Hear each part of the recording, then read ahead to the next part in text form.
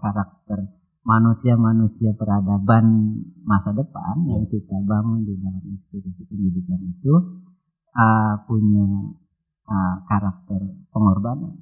Tanah tanaman itu ibaratnya sebagai ruang. Kalau ruang pertumbuhannya luas, ruang aktivitasnya luas, dia akan seperti pohon di halaman. Bismillahirrahmanirrahim. Assalamualaikum warahmatullahi wabarakatuh. Bersama saya Musa di podcast Salam Kenal. Sekarang kita kedatangan, sebenarnya bukan tamu ya, apa ya namanya? Karena yang punya kawasan ini. Jadi ini salah satu guru hidup saya ya teman-teman ya. Langsung aja deh, saya juga udah gak sabar nih mau kepo-kepo sama Pak yang satu ini, wah, Pak Husnan. Masya Allah. Waalaikumsalam. Sehat-sehat ya? Alhamdulillah. Waduh, suaranya itu kan khas banget gitu ya teman-teman ya. Untuk Kampung Salam atau Sekolah Alam, jaringan Sekolah Alam Nusantara di JSN udah gak asing lagi dengan sosok yang satu ini gitu. Pak, sehat bener Pak? Kok saya deg-degan ya? Siap. Asli deg-degan guys. Karena ya beliau ini adalah sosok inspirasi juga dalam hidup saya gitu. Jadi bingung juga gitu ya. Tapi kita coba untuk ngobrol sama Pak Husnan di sore hari yang cerah ini. Kita ketemu di gerakan Gebu Cinta ya. Nah. Waktu itu masih Saya masih sekolah. SMA ya? SMK ya. lah gitu ya. Siap. Pak Husnan ingat pertama kali ketemu saya? Secara komunitas ingat. Musa kan nge-lead gerakan 1000 Cinta yang sama-sama kita develop untuk menggerakkan di pelajar-pelajar Kota Bogor. Aduh, Keren. Sampai hari ini. Iya. Dan kita abadikan namanya jadi nama program Aksi 1000 Cinta. Aksi 1000 Cinta. Waduh. Kalau ingat masa-masa itu, waduh. Malah jadi saya yang ini ya. Iya, memang masa-masa itu ternyata udah 10 tahun, Bos. 11 tahun malah, 2022, 2011. Masya Allah. Lama juga. Dan banyak teman-teman yang Salam Ed ini dibesarkan oleh teman-teman yang berawal dari gerakan itu ya. Iya, betul. Termasuk di belakang layar kita ada Kang Awal. Ada Awal, ada Agil, ada Aba. Dan di luar sana juga banyak. Iya. Sudah alhamdulillah luar biasa sekali. Itu salah satunya orang di belakang layarnya, inilah orangnya Pak Husnan yang sekarang ada di depan kita. Waduh. Nah, barangkali nih Pak Husnan, banyak juga kayaknya yang belum tahu Pak Husnan gitu. Meskipun ya kalau mungkin nonton podcast Salam Kenal lingkaran Sekolah Alam pasti udah gak asing lagi gitu. Tapi saya juga masih penasaran nih, kenapa beliau ini pertama kali membuat Sekolah Alam, atau asalnya dari mana? Kita kan perlu tahu juga ya teman-teman ya. Gimana Pak Husnan? Asal muasal Pak Husnan nih. Panjang ya. Itu kecelakaan ke jalan yang benar. Kecelakaan ke jalan yang benar dong. Ya ini kita Sekolah Alam Bogor ya khususnya ya. Berawal di tahun sekitar 98. 98? Ya 98. Waktu itu teman-teman sebenarnya saya dan teman-teman membantu teman yang riset. Membantu teman yang riset? Iya, riset tentang anak jalanan di Kota Bogor pasca reformasi. Jadi ya bantu dampingin ke jalan, ngambil data dan lain-lain. Tapi kemudian setelah berinteraksi, sayang juga kalau kemudian kita lepas hanya sebagai riset. Kemudian kita adakan program kecil-kecil, ada Sanggar Ahad namanya. Sanggar Ahad. Ya, jadi setiap hari Ahad pagi itu kita datangi ke tempat-tempat tinggal mereka untuk sama-sama belajar gitu ya. Mensupport mereka supaya tetap sekolah. Kemudian ada beasiswa kecil-kecilan, ngenceleng kita dari juga ya, waduh. sering dari teman-teman, dari dosen, dari waktu itu kita masih di IPB. Berarti Pak Ustadz ini salah satu yang malakin dosen ya? Ngenceleng ke dosen dong guys. Itu kampungnya di mana Pak Ustadz? Kita ada waktu itu ada di Cihelet, ada di ada di Paledang, kemudian ada di Cilibende, ya. Sekitaran itu ya. Tahun 98 sampai tahun kita beraktivitas sampai sekitar 2002 ya. 2002 secara gerakan sosial komunitas atau bagaimana? Iya, jadi dari kegiatan itu kan kemudian kita sering berdiskusi. Ya. Sering berdiskusi tentang dunia pendidikan. Karena kan sebenarnya kita bukan orang dengan latar belakang pendidikan ya. Walaupun saya dibesarkan di lingkungan pendidikan karena orang tua saya kan guru kepala sekolah. Ibu atau bapak? Bapak. Iya. Itu kemudian waktu itu juga lagi booming buku tentang quantum teaching, quantum learning, macam-macam tuh ya, buku yang semacam awal gerakan reformasi pendidikan lah gitu ya. Berat ya. Itu yang kita baca, diskusikan gitu ya. Kemudian pada saat yang sama itu sedang banyak liputan tentang Sekolah Alam Ciganjur yang digagas oleh Bang Lendo. Sekolah Alam Ciganjur berarti sudah ada ya? Sudah ada. Atau? Iya. Tahun berapa Sekolah Alam Ciganjur? Seingat saya sekitar itu, sekitar 98 itu udah mulai diliput oleh media. Berarti Sekolah Alam paling jadi itu awal. Bagian dari referensi kita untuk berdiskusi itu. Iya, yang Sekolah Alam di Indonesia yang pertama Sekolah Alam Ciganjur. Sekolah Alam Ciganjur. Gitu, dari situ kemudian ragam aktivitas sampai ke kita buat yayasan tahun 2000. Ya, tahun 2000 bikin yayasan Progres Insani. Jadi kegiatan sebelumnya itu kita sebut program peduli sesama insan Indonesia yang kemudian kita singkat dengan Progres Insani. Progres Insani itu ya akronim atau singkatan ya? Saya baru tahu juga itu. Iya, kemudian kita abadikan menjadi nama program. Iya.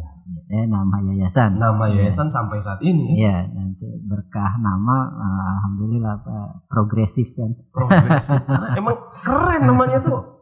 Apa ya? Sederhana tapi mahal gitu. Mewah sekali. Alhamdulillah. Dan filosofis gitu. Luar biasa sekali. Nah, apa ya? Mungkin teman-teman juga penasaran gitu. Pak Ustadz nih asalnya dari mana gitu Pak Ustadz? Apa emang kelahiran Bogor atau dari daerah lain gitu Pak Ustadz? Balik ke belakang ya. Iya, kita kembali dulu ke belakang. Iya, saya lahir di Kuningan. Iya, Kuningan. Tahun Jawa Barat ya. Tahun 77. 77 udah tua ya. Udah lah, Bos. Iya. Saya anak bungsu dari 6 bersaudara. Berarti ayah guru. Iya, ayah guru sampai kepala sekolah terakhir. Ibu di rumah. Iya. Sekarang masih ada Pak? Yang masih ada ibu. Tapi mungkin teman-teman juga termasuk saya gitu Pak Ustadz pengen tahu kenapa sih Pak Ustadz pasti kan sosok seperti Pak Ustadz ini kan jarang ya, dan biasanya kan terlahir karena didikan orang tua gitu. Kata-kata mungkin orang tua yang masih terngiang-ngiang sampai dengan saat ini di benak Pak Ustadz gitu. Sehingga menjadi Pak Ustadz yang luar biasa gitu. Ada Pak Ustadz yang diingat. Kita flashback.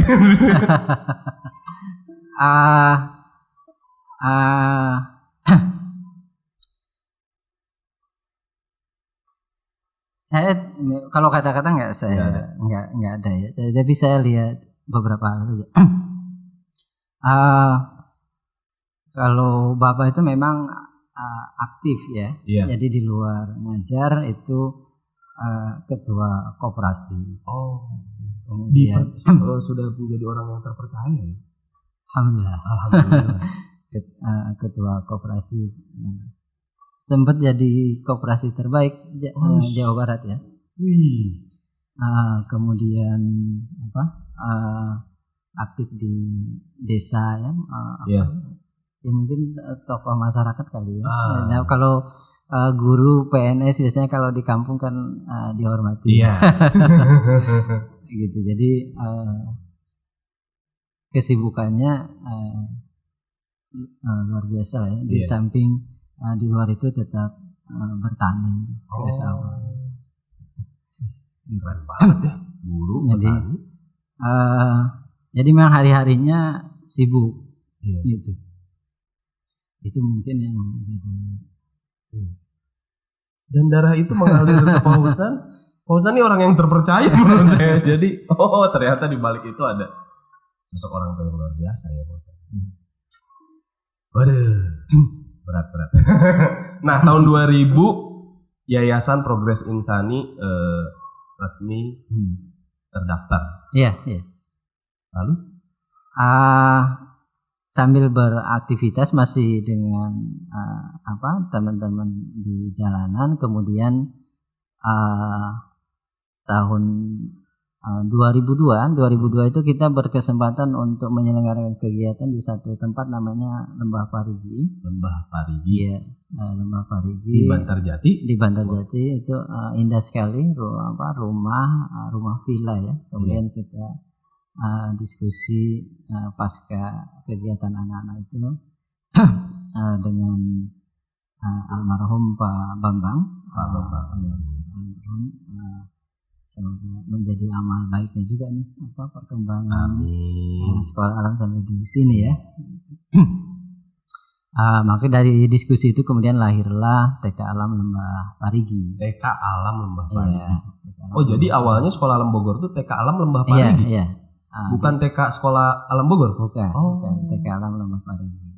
Kemudian berjalan 2 tahun, kemudian kita pindah ke sini. Berarti itu 2002 atau 2004? 2004. Iya.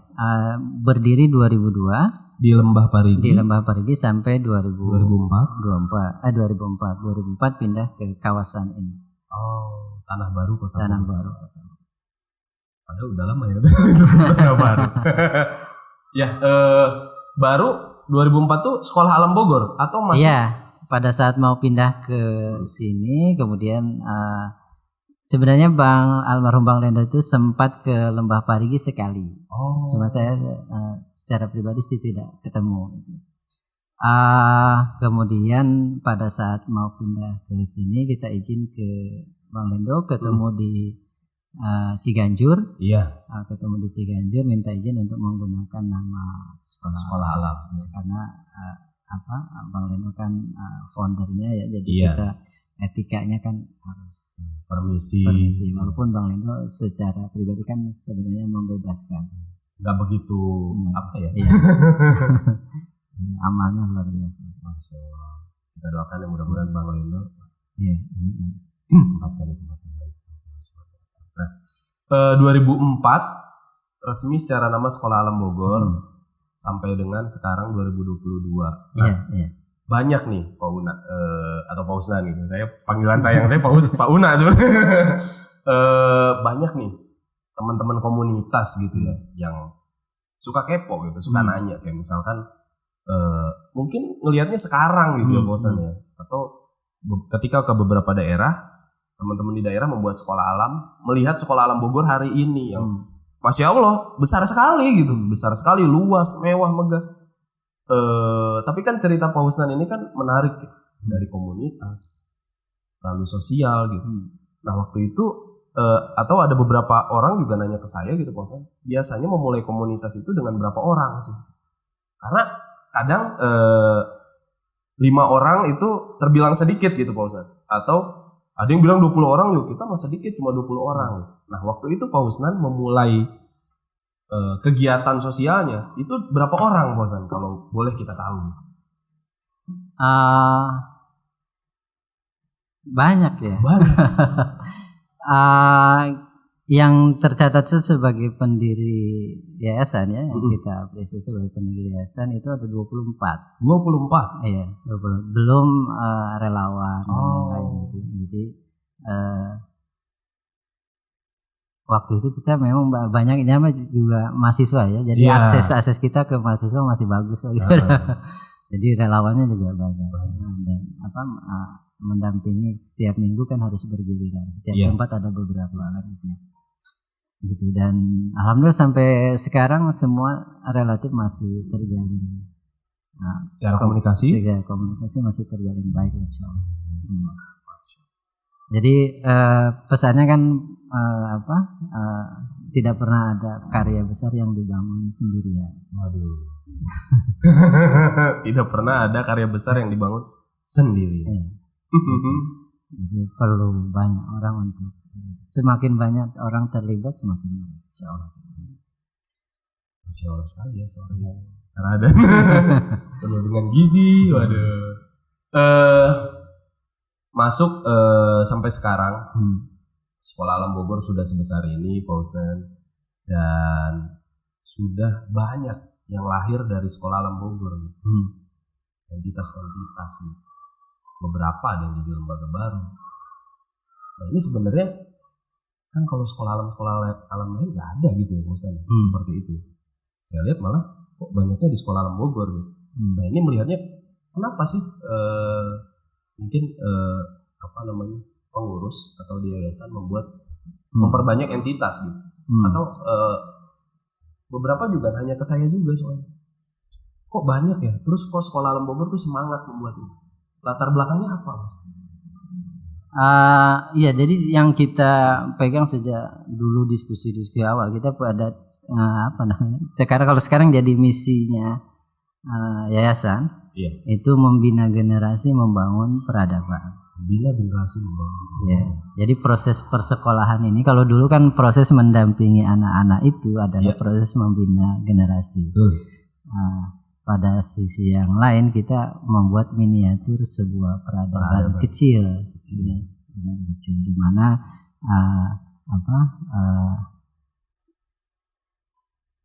yang memberi rahmatan lil alamin ya. Gitu. Dan itu kalau Pak Agus sering menjelaskannya anak tangganya adalah komunitas. Ya, gitu. Jadi makanya kan di depan tuh tertulis dari sekolah ke komunitas ke peradaban. Maka dari itu komunitas lahir. Komunitas itu konsekuensi logis dari cita-cita gitu. Jadi mungkin akan banyak lahir komunitas-komunitas baru dari sini. Banyak banget. Banget gitu ya. Luar biasa. Gitu. Jadi karena ini kan bagaimana kawasan Salam Bogor ini menjadi sebuah miniatur peradaban kecil. Sehingga nanti bisa jadi referensi buat orang lain ya. Gitu. Dan kita percaya bahwa itu harus dimulai dari pendidikan, dari persekolahan. Gitu kira-kira. Iya, dari sekolah ke komunitas ke peradaban. Besar sekali memang kalau teman-teman ke Sekolah Alam Bogor, wah itu kelihatan. Semangat revolusi atau semangat reformasi yang tadi di awal Pausan ceritakan gitu. Setelah reformasi berfokus untuk berkegiatan sosial di komunitas. Nah sekarang juga kan kita sebentar lagi memperingati Hari Kemerdekaan Indonesia gitu Pausan ke 77 tahun. Udah lumayan senja juga usianya gitu. Nah ini semangat reformasi dan menjelang Hari Kemerdekaan Indonesia gitu. Bagaimana nih Pausan melihat realita hari ini, dunia pendidikan, dunia anak muda gitu, dan bagaimana menurut Pausan ini melihat? Iya, saya mengambil pelajaran saja ya. Dari reformasi dari kemerdekaan itu. Kemerdekaan. Iya, pertama kan ada karakter kepahlawanan. Ya, karakter pahlawanan. Karakter kepahlawanan itu kan karakter pengorbanan. Dia berkorban untuk bangsa dan negaranya, berkorban untuk masyarakat, berkorban untuk orang lain. Iya. Karakter kepahlawanan itu kalau dengan aktivitas kita nyambung dengan aktivitas kerelawanan. Iya. Jadi dia kan harus berkorban untuk orang lain. Ya. Gitu. Jadi kerelawanan itu punya modal, menjadi modal penting untuk punya karakter pahlawan. Kan itu ada semangat pengorbanan dan itu punya basis di semangat kerelawanan itu artinya menanggalkan segala kepentingan individu, kepentingan pribadi untuk kepentingan orang lain.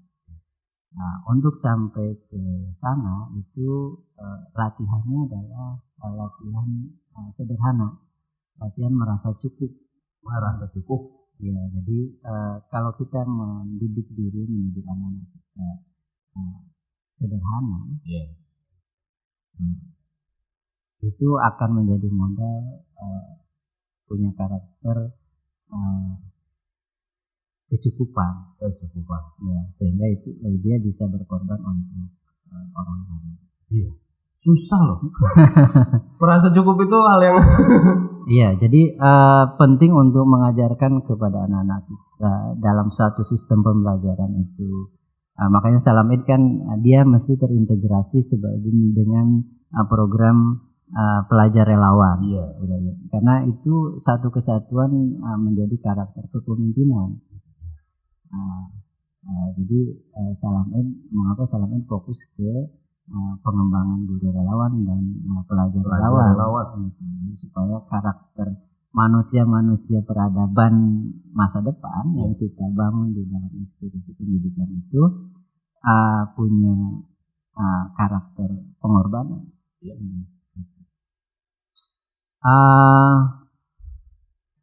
Gitu ya. Pelajaran kedua itu tentang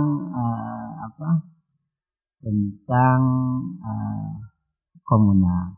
Jadi kemerdekaan itu kan bukan karya satu orang, karya banyak orang dan banyak yang tidak tercatat. Iya, banyak yang tidak tercatat di buku sejarah. Gitu. Yang itu semuanya berkontribusi terhadap kemerdekaan ini. Jadi kalau kita membangun karya kebaikan, mengisi kemerdekaan ini dengan karya-karya kebaikan, jangan pernah berpikir sendirian. Gitu. Jadi harus melibatkan banyak orang supaya punya efek besar. Gitu. Yang ketiga, pelajaran tentang momentum. Peristiwa 17 Agustus itu sensitivitas mengambil keputusan di saat momentum yang tepat. Pada saat kita menyerah, gitu ya. Pada saat kemudian pemuda-pemuda menculik Soekarno dan Hatta, itu kan sensitivitas terhadap momentum itu harus diambil hari ini. Dan itu sensitivitas melihat momentum itu perlu latihan. Betul. Ya. Jadi anak-anak kita banyak kegiatan dan lain sebagainya gitu ya. Banyak beraktivitas, bisnis, outbound dan lain sebagainya. Itu supaya mereka terlatih untuk sensitif terhadap momentum. Gitu. Jadi momentum itu kan soal naruri. Jadi tiga pelajaran itu yang mesti kita, kalau saya saya ambil bahwa pertama tentang karakternya, kedua tentang tentang komunal. harus bersama-sama gitu. Kemudian yang ketiga tentang momentum. Pengambilan momentum yang tepat kemudian dilakukan secara bersama-sama dan dibangun di atas karakter kepahlawanan, itulah yang kemudian membuat peristiwa itu menjadi sejarah yang diulang, diperingati, karena peristiwanya besar. Jadi setidaknya itulah yang bisa kita ambil dari peristiwa kemerdekaan itu yang harus ditumbuhkan pada diri kita, pada anak-anak kita, pada generasi kita berikutnya.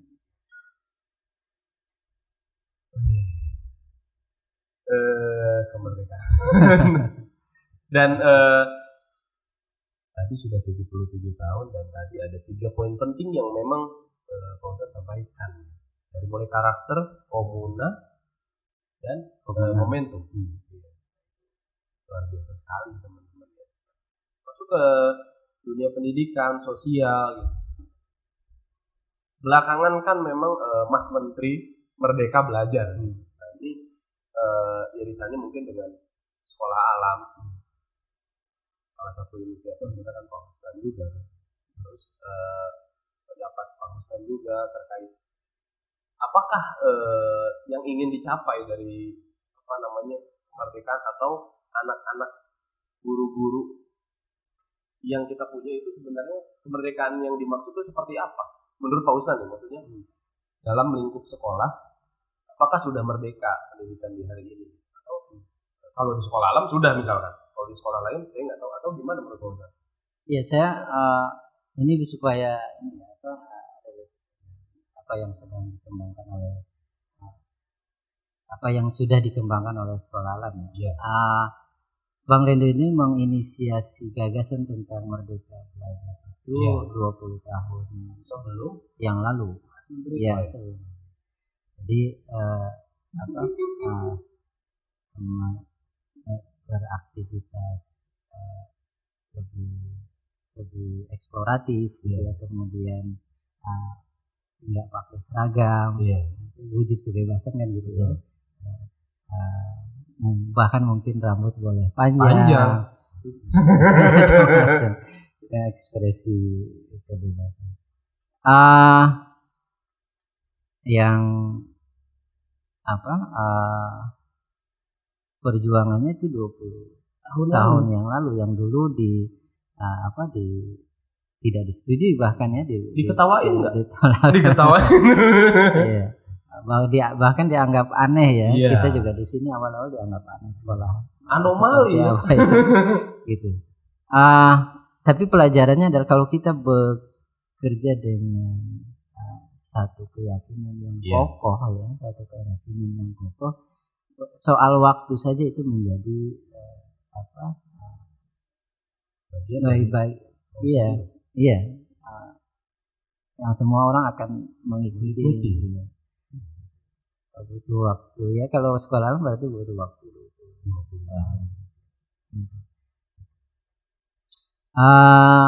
Itu jadi tugas kita itu dalam seluruh aktivitas kita itu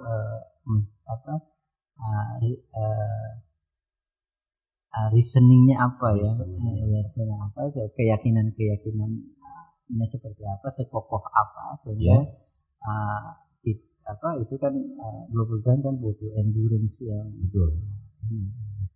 yang kuat. Gitu kira-kira. Jadi sekolah alam Bogor, dalam konteks sekolah alam Bogor sampai di sini itu juga karena diantaranya ya karena punya akar yang kuat. Jadi jangan melihat karena kan kalau akar kan di dalam ya, tidak kelihatan. Tapi struktur yang ada di atasnya menunjukkan apa yang ada di dalam. Jadi jangan abaikan tentang akar dari apapun yang kita lakukan. Gitu dalam konteks merdeka merdeka belajar ya, dalam konteks belajar ini artinya guru diberi ruang ekspresi yang lebih luas, anak-anak diberi ruang ekspresi yang lebih luas, sehingga eksplorasi itu menjadi bagian dari keseharian anak-anak. Eksplorasi pembelajaran maupun eksplorasi minat bakat ya. Nah, nanti sehingga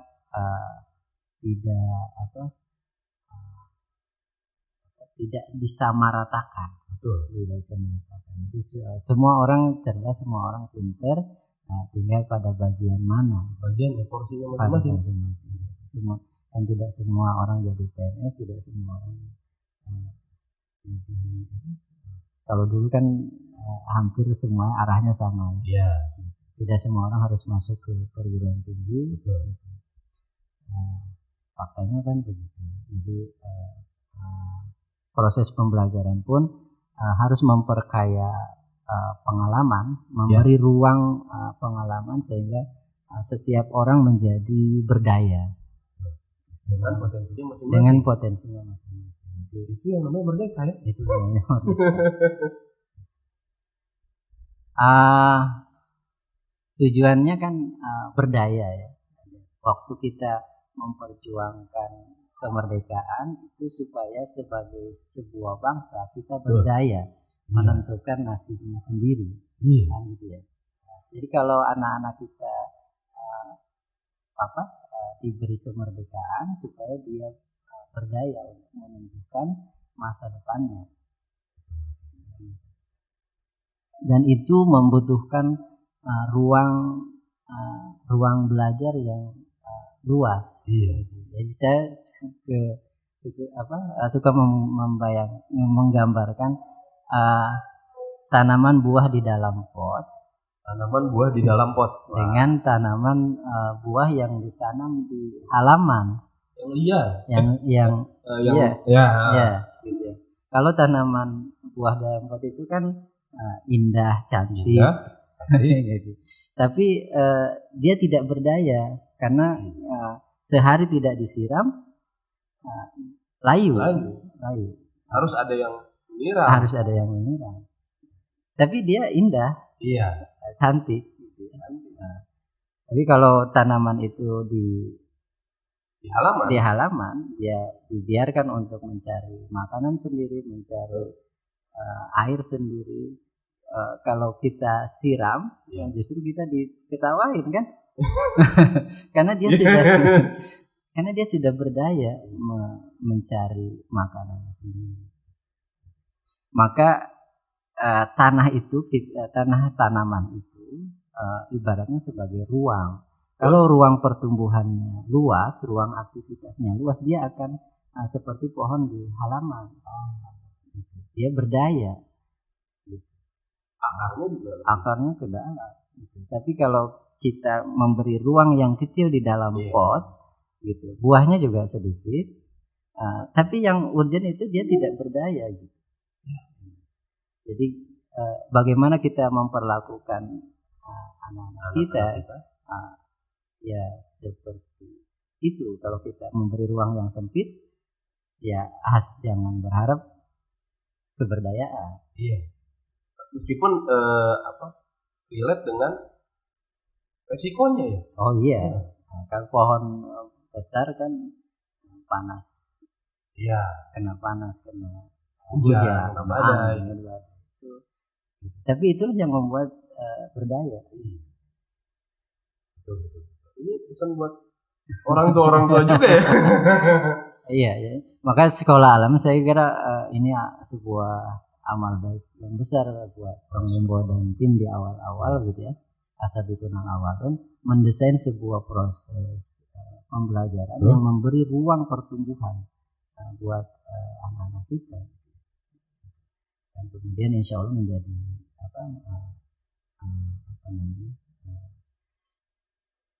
arus utama dari persekolahan masa depan.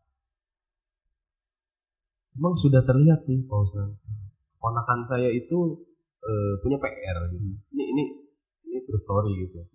Pas saya lihat buku paketnya itu beda tuh sama zaman saya waktu itu sekolah. Jadi tulisannya tematik dan mirip-mirip sekolah alam, cuma mungkin ini masih proses mungkin ya, jadi kemasannya masih ya biasa konven gitu ya. Alur isinya itu sudah kok pengaruhnya ke sekolah alam. Jadi mungkin keberhasilan tadi 20 tahun nanti 30 tahun 40 tahun Ya, semua sepenuhnya semuanya seperti sekolah alam.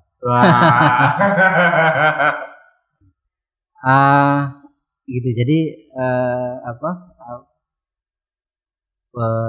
kita harus sabar dengan perubahan-perubahan yang ada. Dan bersungguh-sungguh sih ya, harus bersungguh-sungguh, karena kalau kita ingin karya besar ya harus dengan full power gitu ya. Jadi saya ingat sebuah tulisan itu small is beautiful ya. Kalau kecil itu tampak indah kan gitu ya. Big is necessary. Besar itu penting. Jadi ini yang kita ambil dalam konteks Sekolah Alam Bogor, itu dibuat lembaga ini besar, besar sehingga daya jangkau pergerakannya luas. Jadi kita buat Salam Aid. Ini banyak muncul lembaga-lembaga baru gitu, supaya pergerakannya luas, besar, itu punya dampak efek terhadap meluasnya kebaikan. Tugas kita kan bagaimana kebaikan itu melingkari keburukan, melingkari keburukan sehingga keburukan itu punya ruang tumbuh yang kecil karena kebaikannya banyak. Itu guys, mau sekolah alam ada di seluruh Indonesia, semoga itu menjadi lingkaran kebaikan. Lingkaran kebaikan yang tumbuh satu persatu gitu, sehingga nanti bisa memperkecil ruang tumbuh keburukan. Belum nanti karya-karya yang dihasilkan oleh anak-anak kita ya, anak-anak yang bersekolah di sekolah alam, rata-rata sudah ada yang masuk ke perguruan tinggi, ada yang sudah lulus, dan itu akan membawa misi lembaga gitu. Dan tidak ada karya besar yang semua karya punya peluang untuk besar sepanjang diseriusi, ditekuni. Kalau Sekolah Alam Bogor tadi kan sekecil itu awalnya. Sekolah alam secara keseluruhan itu hanya berasal dari satu titik di Ciganjur, berawal dari sebuah gagasan dari satu orang. Tapi kemudian sekarang sudah menusantara, inspirasi di beberapa daerah Indonesia sudah ada, dan bukan lagi hal yang aneh. Asal ditekuni dengan sungguh-sungguh. Salam Aid kan begitu. Salam Aid itu hanya kenceleng mingguan kan? Kenceleng mingguan. Gerakan 1000 cinta. Kenceleng mingguan di sekolah setiap Jumat. Diseriusi. Jadilah Salam Aid seperti sekarang. Dan itu tidak butuh waktu terlalu lama ya, alhamdulillah, karena teman-teman punya pengalaman di dunia sebelumnya, di dunia kerelawanan, di lembaga-lembaga sebelumnya, jadi perkembangannya bisa lebih cepat. Gitu, jadi jangan abaikan pekerjaan-pekerjaan kecil, karena semua punya peluang untuk jadi besar. Sepanjang punya akar yang kokoh dan kesungguhan untuk menekuninya. Tekun. Sore yang luar biasa sekali, teman-teman. Salam kenal. Sudah lebih jauh mengenal Pak Husnan nih sekarang. Dari Kuningan, sekarang di Bogor, dengan sosok ayah. Dan insya Allah dengan Pak Husnan banyak berkarya ya, secara otomatis gitu ya, insya Allah Pak Husnan ya juga menjadi ladang pahala juga buat sang ayah gitu. Amin, insya Allah. Dan Pak Husnan juga di 2017 dengan Salam Eid. Semangat Salam Eid, mengulang semangat yang ada di fase tahun 90-an bersama Progres Insani. Lalu kita juga saya ketemu Pak Husnan 2011 dengan Gerakan 1000. Sekarang Salam Eid gitu. Makin luas juga nih Pak Husnan. Amin. Masya Allah. Iya. Ya pertama lagi. Saya suka berpesan ke teman-teman itu setiap pertemuan itu kan memang sudah dalam desain Allah Subhanahu wa taala. Jadi saya ketemu Musa 2011 itu kan tidak pernah nyangka sampai di sini kan. Maka bersungguh-sungguhlah saling berkontribusi pada setiap pertemuan. Karena kita meyakini bahwa Allah mempertemukan kita dengan satu dengan orang itu insya Allah punya maksud.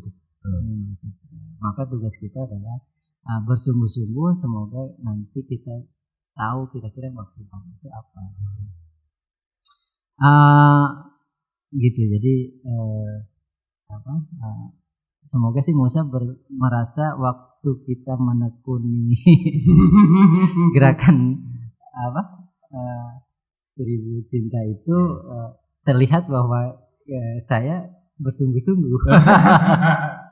Sebenarnya saya jarang lihat karena Musa nih di belakang layar gitu teman-teman nih tipe-tipenya. Jadi bersungguh-sungguh sampailah pertemuan hari ini. Jadi pertemuan kita itu semakin berkualitas gitu ya. Walaupun sempat hilang gitu ya. Iya. Gitu. Kira-kira gitu ya. Jadi pada setiap pertemuan berupaya untuk bersungguh-sungguh untuk saling berkontribusi. Siap. Sungguh-sungguh. Waduh. Banyak sekali ya nilai-nilai yang saya pribadi dapatkan. Terima kasih banyak Pak Husnan atas kunjungannya ke podcast Salam Kenal gitu. Meskipun ini secara hak atau harta ini milik Pak Husnan nih. Enggak, ini yayasan yang didedikasikan untuk berkontribusi supaya tidak salah mendefinisi. Nah, itu yang saya suka juga. Waduh. Beliau ini sosok yang luar biasa. Rendah hati sekali. Ya, mungkin ada sebuah quotes untuk teman-teman gitu, Pak Husnan. Dari Pak Husnan. Meskipun tadi banyak ya kalimat-kalimat legis atau magic yang menurut saya bergizi sekali untuk seusia kita atau seusia saya atau mungkin di bawah saya. Mungkin sebelum kita closing, Pak Husnan mungkin punya quotes andalan atau pesan untuk teman-teman di tengah menjelang hari kemerdekaan Indonesia ke-77, merdeka untuk diri sendiri, merdeka untuk orang lain gitu. Dari Pak Husnan. Iya buat teman-teman yang terutama yang masih seusia Musa ke bawah lah ya. Yang masih muda-muda. Saya dulu pernah naik gunung, pertama kali naik gunung. Ya. Itu saya kan dengan beban karir yang banyak ya. Tahun berapa tuh Mas? Tahun berapa itu ya? Pas di IPB, pas masih ngampus? Enggak. Sudah di sekolah. Oh, sudah di sekolah. Ya. Mungkin 5-6 tahun yang lalu ya. 5 sampai. Jadi pada saat naik gunung itu saya dengan beban karir yang berat, tiba-tiba anak-anak usia SMP itu berlarian ke atas, cuma membawa membawa air minum, lari dia. Running mereka dengan ini seadanya ya, pakaian seadanya, pakai sendal, pakai apa gitu ya. Baru saya kalau usia-usia muda itu seperti itu kira-kira. Jadi beban kehidupan tuh belum terlalu. Jadi saya anggap saja bahwa karir itu bawa beban kehidupan. Jadi buat anak-anak muda di zaman yang kita punya peluang environment kita untuk berkarya lebih leluasa, dimudahkan dengan teknologi dan lain-lain. Mumpung beban kehidupannya belum besar. Ya, kalau berumur itu keberanian sudah berkurang, masalah sudah bertambah dan lain-lain gitu ya. Sehingga manfaatkannya segera mungkin. Sesegera mungkin gitu. Supaya bisa sampai puncak. Jadi punya banyak puncakan dalam kita berkarya gitu, karena usia kita masih, teman-teman masih muda ya gitu. Dan itu perlu latihan. Jadi jangan sampai kemudahan di dunia, di kemudahan fasilitas, kemudahan teknologi dan sebagainya melenakan kita untuk berkarya gitu ya. Saya percaya bahwa Indonesia ini akan jadi negara besar di masa depan, dan tinggal di mana posisi kita saat itu, saat ini dan saat itu.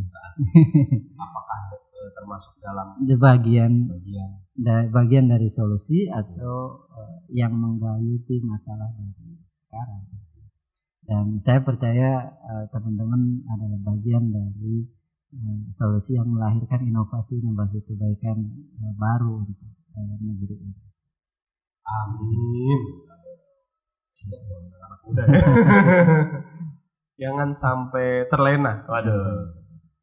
Kita harus fokus, kita harus sama-sama menjadi bagian dalam proses memajukan bangsa. Terima kasih Pak Husnan atas kesempatannya. Sama-sama, mohon maaf. Mohon maaf saya juga Pak Husnan. Aduh, suatu sore yang luar biasa ya teman-teman sore hari ini. Terima kasih sekali lagi Pak Husnan. Mudah-mudahan kita bisa ketemu lagi di podcast selanjutnya. Kalau ketemu ya memang sering ya Pak Husnan Pak. Dan bisa terus sama-sama menginspirasi anak-anak muda, menginspirasi pelajar-pelajar, menginspirasi generasi-generasi ke depan. Mudah-mudahan Pak Husnan sehat selalu. Amin. Dan luar biasanya Pak Husnan juga naik gunung terus nih. Iya, ini ada target 22 puncakan, baru 13. Baru 13. Sedikit lagi dong, 9 lagi. Iya. Nanti tanggal 22, 23 ke Selamat. Iya, semoga nanti September sudah bisa ke Rinjani. Amin. Jadi di Rinjani itu targetnya ke 20 gunung ke-22. Seven Summit ya. Seven Summit Sembalun. Wais. Gatal dong. Saya pengen ikut. Itu yang sebut dengan dulu susah kan? Iya. Susah bawa carry 5-6 tahun lalu. Sekarang bolak-balik TikTok. Waduh. 3 hari turut-turut masih oke lah. Waduh. 3 hari berturut-turut 3 puncak pula. Waduh. Luar biasa. Terima kasih Pak Husnan dan terima kasih teman-teman Salam Kenal. Jangan lupa subscribe juga podcast ini atau channel ini, channel salam@official ya. Subscribe dan juga bagikan, share ke teman-teman yang lain karena banyak sekali episode-episode atau tema-tema yang bergizi mantap dari narasumber-narasumber kita. Siap. Terima kasih Pak Husnan. Terima kasih teman-teman. Wassalamualaikum warahmatullahi wabarakatuh. Waalaikumsalam warahmatullahi wabarakatuh.